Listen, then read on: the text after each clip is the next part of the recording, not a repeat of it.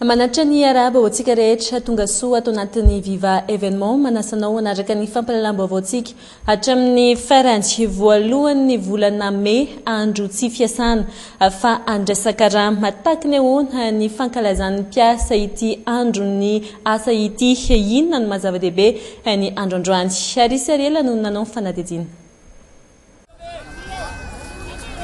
Voalohan'ny volana May andro fankalazana ny fetin'ny mpiasa fotoana nararotan'ny mpiasa miova kely amin'ny mahazatra toy ny andro tsena mihitsy Analakely hita eto avokoa hatramin'ireo raim-pianakaviana manararotra kely ny fotoana tsy fiasana.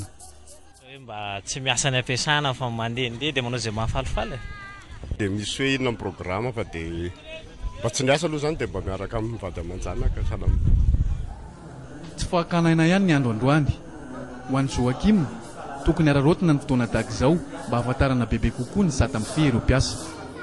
Mpiasa zany tokony hoe asiana drafitra mihitsy zany apetraka amin'ilay hoe mahafetin'ny asa anazy dia mba asiana hoe jerevana ilay tombontsoan'ilay mpiasa ao anatin'ilay orinasa fa tao tsinitsinina mihitsy zany ny zavatra ohatran'izay na mahafetin'ny asa anazy. Zava-dehibe ny fankalazana ny fetin'ny mpiasa isa-taona tsy maintsy misy ny hetsika ho an'ireto mpikambana sendika ireto fialamboly sy fifampizarana traikefa amin'ny samy mpikambana ny tanjona voalohany. Tena mahazava-dehibe ny andro ny fetin'ny asa ohatr'izao zany dia amin'izao ny ahafantaran'ny mpiasa ny zoany satria izahay isaky ny fety dia mivory kely izahay manao hita dia izay isa-taona izahay mankalaza ny indray mitsangatsangana dia any izahay no manentana ny mpiasa hoe itsika manana zo tsika zao avy ny zo antsika karazany sady mampianatra kely mampita fampianarana kely izahay amin'izy satria araka ilay teneniko teo hoe eo izay vao ambom-piaonanay fikambanana fisemary rehetra.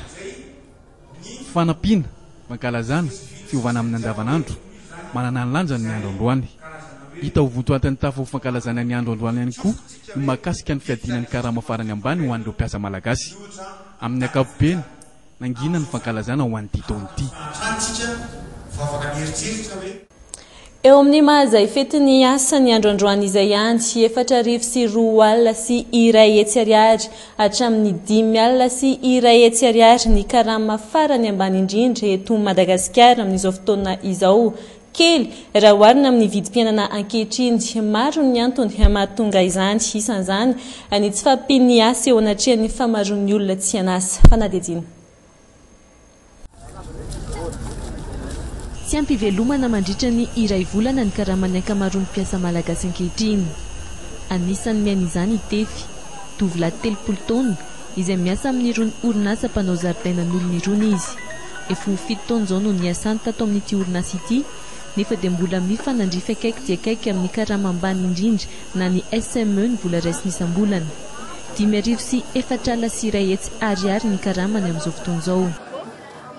Ny eritseritra aloha ny salaire de base fotsiny tsy supplémentaire tokony hoe 800 000 zany raha tena izy. Tsy ampy kely loatra mihitsy aza ho ity tovolahy iray ity ny karama kely indrindra raisin'ny mpiasa malagasy amin'izao fotoana izao. Olona nateraky ny tsy fahampiany karama amin'ny mpiasa malagasy zao dia PDB ohatra hoe nanotrosa miditra nivoatrano nikolaza mpianatra zany zao niofanjiro ny jerama miakatra ihany dia nefa ilay karama kely. Tahaka azy amin'ny rahalahy ireto betsaka ny malagasy izay miasa noho ny hoe sitrana emba miasa fotsiny ihany na dia kely loatra tsy mahavelona amin'ny mpianakavy araka ny tokony ho izy ary ny karama raisiny. Miaiky io fahakelezan'ny vola raisin'ny mpiasa malagasy io ny sindika. Marina fa tsy ampy izay fa hoe ny olana ange amin'izao fotoana izao hoe rehefa tsy miasa ilay olona dia tsy ampy ihany koa zany ny hoetiny mivelona ao anatin'ny tokantrano. Hatreto tsy mbola manana antotana isa mazava momba ny isan'olona tsy anasa sy ny mikarama tsy zarizary isika eto Madagasikara. Isaky ny fetin'ny asa tahaka izao miverina hatrany ity olana karama ity. Izay ny vaovao manodidina ny asa fa lafim-baovao afa-tanteraka kosa manomboka ny asa fanamboarana ireo lalana eto Antananarivo. Ny lalana izay isan'ny nampitaraina ireo olona ny aratsiny tao anatin'ny fotoana maromaro tahaka ny ahoana ny fahitan'ireo mpampiasa lalana ny fizotran'ny asa. Fanadihadiana Ariela sy Vianel. dia atao vovonana 10 raha kely indrindra reo fiara tavelana anatin'ity fitohanany ity iray amin'ireo voakasiky ny fanamboarany 67 tsy voarindra ny asa ho ireo mpampiasany lalana manahy izy ireo ny amin'ny siny fitohanana tahaka izao mandritry ny fotoanany tanterahana ny asa fahitanay azy aloha lizy zany manaoka zareo fa taraiky be mifanaovany azy zay ny tena marina mandavaka izy zao ohatra hoe ray andro roa andro telo andro afaka 4 andro ohatran'izay le izy vao saromany goudron zany mba arivariva dia mba malalaka ny lalana amin'ny atoandro mba tsy fisian'ny embouteillage betsaka tsy maintsy misy anefa ny fanapahanapahany-lalana mandritra ny fotoanany fanamboarana itony asa ho an'reto mpanao lalany reto alamy maraka izay mety ny fifamoivozana ireo mpampiasany lalana izay efa tondina ny amin'ny fotoana avitan'ny asa hatreto aloha fijeriko efa manomboka metimety raha tiany zavatra rehetra aloha amiko nge raha mahalala ny zavatra nisy teo aloha fa ngamba ataoko hoe fatsapahan'ny olona hoe tsy mora manao zavatra fa mbamelona ny fandefitra raha te hivoatra zany dia tsy mety fandefera aloha zavatra rehetrarehetra amin'ny ankapobeny voakasiky ny fanamboarana avokoa ny akamaroan'ireo lalana eto an-drenivohitra manantena ny maro ny vahan'ny olana eo amin'ny fifamoivozana aorianan'ny asa ny faharatsian'ny lalana izay antony mahatonga ny 7 isanjaton'ny fitohanana eto an-drenivohitra jery todika amin'ny lafim-baovao ny fandriampahalemana anisan'ny fokontany nanapa-kevitra voalohany ny ampandry fahalemana ny faritra ifa tamin'ny alalan'ny fananganana vavahady misy irony barbelé irony ny fokontany 17 hektara vony andrefana taiza noho ny tsirian'ny hevitra ahoana na fanananatontosa izay fananganana izay ndeha ho jerentsika misimisy kokoa ny makasika izay amin'ny alalany ity fanadidiny ahitana vavahady misy barbelé avokoa ireo fidirana amin'ireo lalankely rehetra eto amin'ity fokontany ity antony nananganana ireo vavahady ireo ny taona 13 lasa teo ny tsify sy ny fandriampahalemana izay tena nampijaly ny mponina eny an-toerana pakevitra anao ny vavahady io a manodidina cité zany hoe ny fidirana manodidina cité no atao anisan'ny mponina ao amin'ity fokontany ity mamaniaja efatra amin'ny taona 770 izy no nonona teto izao vao niveriny indray ny fandriampahalemana taloha izy vavahady aloha dia voalohany indrindra ny sécurité fandriampahalemana zany ary izy io a dia karazana zavatra fokon'olona mihitsy zany tena andrahina nanao ny zavatra io tahaka izany koa imamy mponina tety efa ny taonany maro afa-po tanteraka amin'ny fisian'ireo vavahady ireo vavahady zany tena tsara ary hoe tena nahapisy tranquillité any olona amin'ny alina zay zao eto manalamby eto maraparany andra dia tsisy maka raha tamin'ny oktobra 13 no navitany ireo vavahady ireo volana vitsivitsy aty aoriana mandry fahalemana tanteraka ny fokontany 17 hektara vony andrefana amin'izao fotoan'izao mbola maro be anefa ireo trangana tsy fandriampahalemana hita eny amin'ny faritra iva sasany ka itiny no tonga amin'ilay fomba fiteny malagasy hoe sofianatra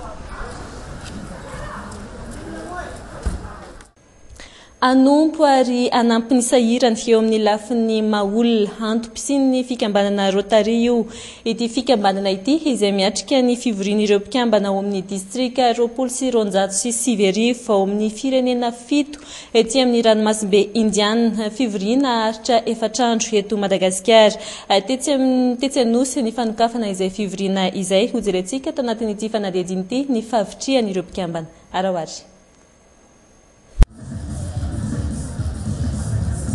diabe tahaka izao no nentina nanokafana tamin'ny fomba ofisialy ity fivorian'ny mpikambana ao amin'ny Rotary ho an'ny distrika 907 avy amin'ny firenena 7 aty amin'ny ranomasimbe Indiana 9 mahery eo raha atotaly ny isan'izy ireo iray amin'izany Alain mitarika ny mpikamban'ny Rotary avy atsy La Réunion folo taona maheno zao no nahatato amin'ny Rotaria manao etsika lehibe zahay ao amin'ny Rotary Saint-Denis etsika amin'ny fanomezana sakafo mafana ho an'ireo olona tsy manan-kilofana ireo mahantra sy ireo mpirenireny eny an-dalambe izay no etsika fanaonay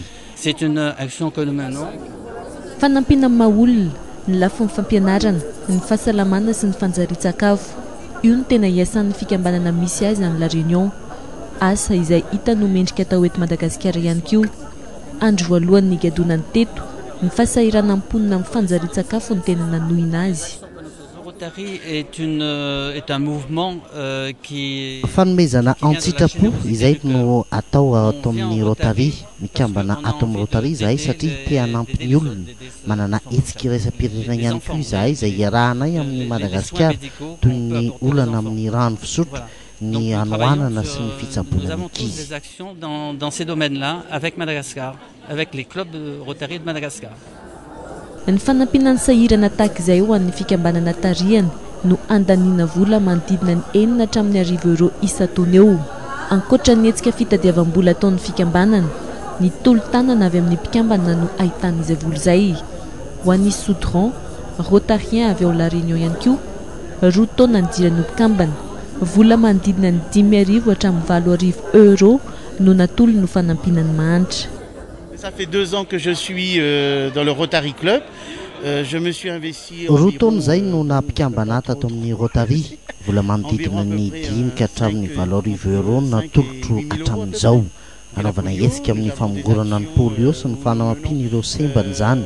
Fa io ihany koa ny fanampiana maha-olona zay tena manandanja aminay. Avant tout, c'est quelque chose de très très important pour nous. Olona analina no nahazo tombotsoa amin'ny fijoroana ity fikambanana ity. Rotary Club izay mijoro maneran-tany ary efa ahitana mpikambana manodidina ny 2 hetsy sy 2 tapitrisa eo. Iova-kely ao anatin'ny 3 volana niendriky ny tanàn'Antananarivo karazana trondro vita amin'ny vy no mampiaingo ny tanàna hatramin'ny Omalial. Fampiratiana no atao saingy isontonana ny mpizahatany ihany koa. Fanadihadiana eo amin'ny sarin'ny Yves Janel. Nanomboka Omalial tahaka izao indray ny endriky ny tanàn'Antananarivo. Trondro vy vita tanana azavain'ny jiro manga manamorona ity rano izay efa nahavariana amponina sy ny mpitsidika ity no anome endrika vaovao ny tanàna.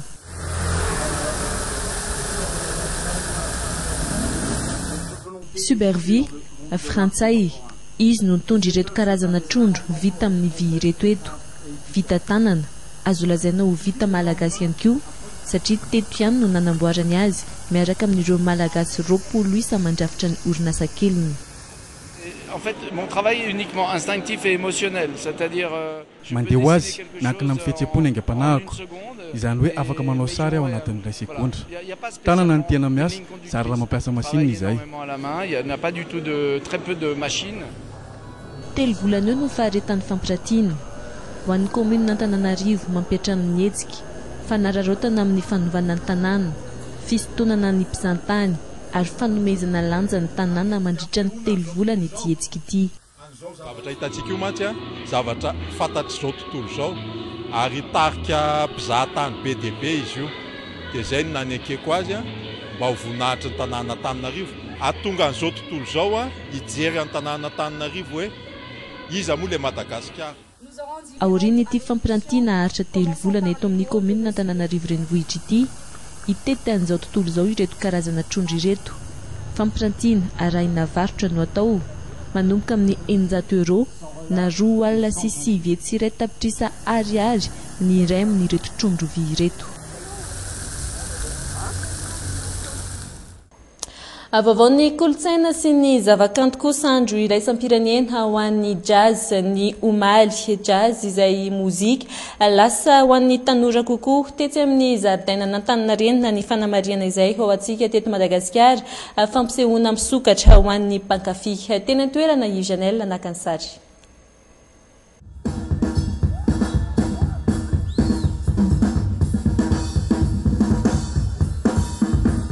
Fankafizana no anton'izay fihetsika izay.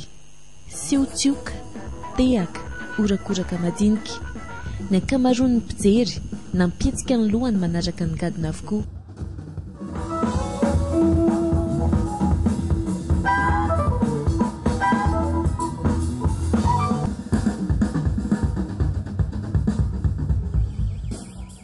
Ny tanora ny tena nankafy ity gadony ity teto, jazz. Tany amin'ny lycée nankafen'ilay jazz dia tokatra aty moa zany ilay izy fa mahafinaritra. Fanahin'ilay hira zany ohatrany hoe tsy haiko ohatrany hoe tsara ilay izy.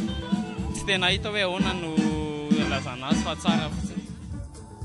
Mpankafitsotra izy fankafizana miainga avy amin'ny fankafizana miangaly zava-maneno na 12 taona miavo ity gadona ity ny fanitatra ny fahalalany amin'ny fitendrena piano. Sy mitovy amin'ny mozika hafa zany ilay satria somary misy fahasarotany dia izay ilay fahasarotany izay no tena mahafinaritra mikaroka sy mianatra anazy zany dia izay no nanintona tamin'ilay izy. Matetika za mitendry clavier tena fantatro satria mitendry clavier tena m'intéressé anakay. Oui, solo andrena solo zao ray dia silo dia Andrew Mikael. Ity eto an-tsehatra ity iray amin'ireo mpanakanto tanintsain'ireo solo randrena solo, iray amin'ireo mpanakanto fitaratry ny tanora amin'ny fikarohana mozika. Ity gadona ity tokoa no tena alalan'ny maro azy. Efa be dia be mpankafy jazzy zay zavatra tsy nitranga tamin'ny 10 taona lasa fa hitako hoe be mpankafy jazzy. Isaka manao zavatra dia hitako hoe be dia be ny mpankafy jazzy, surtout ny tanora zany.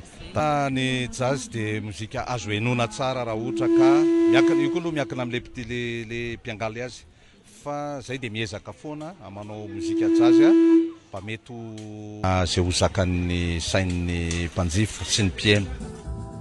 Adiny 4 teo eo ny fampisehoana teto jazz ranoray no entin'ireto mpanakanto manodidina ny 10 ireto ho fanamariana ity andro iraisam-pirenena ho an'ny jazz ity.